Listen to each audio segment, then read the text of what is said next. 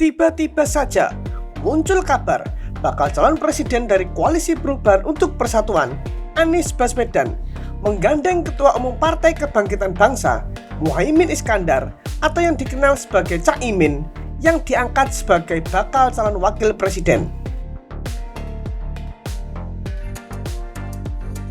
Padahal, Anies dan Cak Imin berada di poros politik yang berbeda, di mana Anies dicapreskan oleh Nasdem dan didukung oleh Partai Demokrat serta Partai Keadilan Sejahtera. Sementara itu, PKB berkoalisi dengan Gerindra mendukung pencapresan Prabowo Subianto, hingga koalisi tersebut mendapatkan amunisi baru terkait dengan dukungan tambahan dari Partai Golkar maupun dari Partai Amanat Nasional.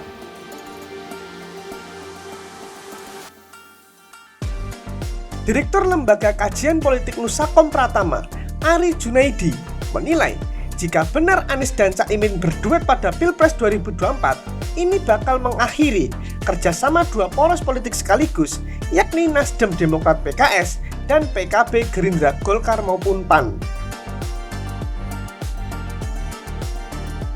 Menurut Ari, wajar jika manuver ini membuat banyak pihak terkejut.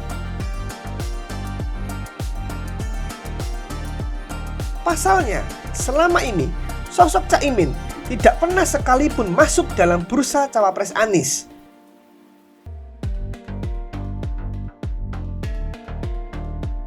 Bahkan dari sejumlah nama yang diisukan, hanya AHY yang santer digadang-gadang menjadi pendamping untuk mantan Gubernur DKI Jakarta tersebut.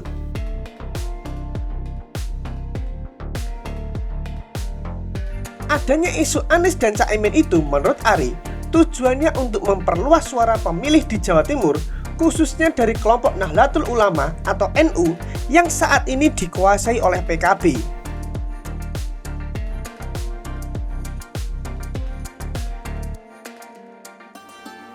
Sementara itu, pihak Partai Demokrat yang pertama kali mengungkapkan adanya wacana Anies dan Cak Imin mengaku sangat kecewa dengan pihak Partai Nasdem maupun Anies Baswedan.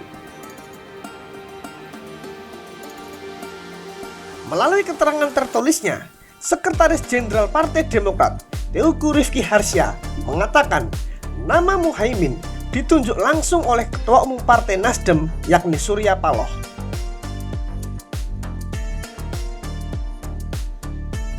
Menurut Teuku Rifki Harsya, keputusan itu diambil secara sepihak oleh Surya Paloh setelah ia bertemu dengan Muhaimin di markas Partai Nasdem di Menteng, Jakarta pada Selasa kemarin.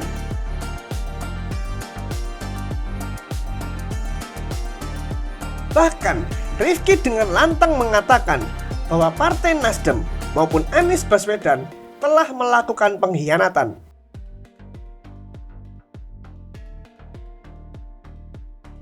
Pernyataan Rifki itu juga diperjelas kembali oleh pihak juru bicara Partai Demokrat, Herzaki Mahendra. Bagaimana kami Partai Demokrat kaget menghadapi situasi saat ini, dan juga menyesalkan sebenarnya tidak menduga bagaimana teman-teman Nasdem dan Mas Anies bisa di belakang kami bersekongkol membuat koalisi baru. Ini koalisi baru. Kenapa? Karena di surat perjanjiannya yang kami tahu itu adalah Nasdem dan PKB bersepakat mengusung Mas Anies dan Cak Imin. Ya, bagi kami ini tentu bagian dari pengkhianatan terhadap koalisi perubahan, karena komitmen kita kan semua setara dan sejajar, sudah ada 6 pasal di dalam koalisi itu, semua kita komunikasikan dengan baik, bukan malah bersekongkol atau diam-diam di belakang. Ini suatu bentuk bagi kami adalah praktek politik yang tidak pas lah, tidak sesuai dengan yang kami pikirkan dan kami rasakan. Kami bagaimanapun kan ingin memperjuangkan nasib masyarakat, melakukan perubahan dan perbaikan untuk masyarakat, bangsa dan negara ini. Tentunya bagaimana kita bisa melakukan politik yang baik ya, politik yang beretika gitu. Tapi ternyata mantan teman koalisi kami bersikap seperti ini gitu. Nah, yang sangat disayangkannya juga yang kami cermati adalah bagaimana tidak ada komunikasi, membuat kesepakatan dulu, lalu kemudian ya mau ikut atau tidak loh. Kan agak mengagetkan gitu, sudah komunikasi selama lebih dari setahun, tahu-tahu di ujung situasinya mengapa seperti ini gitu. Atas tudingan dari Partai Demokrat itu, Ketua Umum Partai Nasdem, Surya Paloh, mengatakan bahwa Muhaimin belum resmi menjadi bakal calon wakil presiden untuk Anies Baswedan. Namun, menurut Surya Paloh, tidak menutup kemungkinan bila Anies dan Muhaimin Iskandar bisa menjadi pasangan calon presiden maupun wakil presiden di pemilu 2024.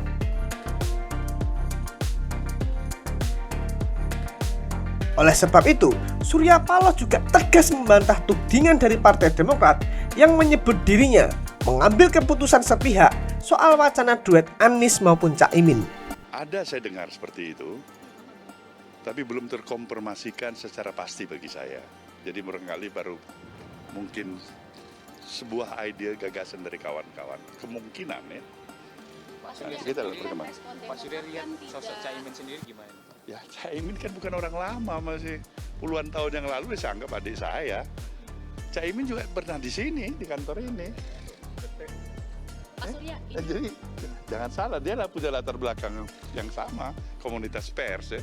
Pak Surya, Sama dengan Bambang Susatyo yang kalian ingat itu, atau Gus Ipul. Pak Surya ini kan responnya Demokrat nih cukup keras ya, mengatakan pengkhianat. Nah misalnya Demokrat memilih untuk keluar dari koalisi perubahan, tanggapannya bagaimana? Saya hormati. Apalagi yang saya harus katakan? Kalian lihat, kira-kira model saya ini kira-kira ada bakat sebagai pengkhianat atau tidak, kan itu aja. Tapi saya hormati itu. Tapi benar Pak, seperti apa yang dibilang oleh Demokrat, tidak ada komunikasi dipaksa untuk mengiyakan apakah betul itu saja. Saya kurang mahamin itu betul-betul sebagai kakak bagi kalian semuanya. Kalian lihat suasana saya, kalian ada, saya menghindar dari kalian atau tidak? Ya udah, secara psikologis saja. Apalagi pada kawan-kawan koalisi. Ya mungkin. Tetapi masalahnya, mudah-mudahan kita nggak tahu apakah ini keputusan resmi, apakah ini keputusan barangkali pribadi, terwakilin, kita belum tahu. Tapi apapun itu, keputusan itu saya hormati. Ya. Pak, dalam beberapa hari ke depan ini ada rencana untuk bertemu Demokrat atau untuk masalah ini? Kalau saya nggak ada, komunikasi tetap harus bisa. Kalaupun nggak di dunia, di akhirat.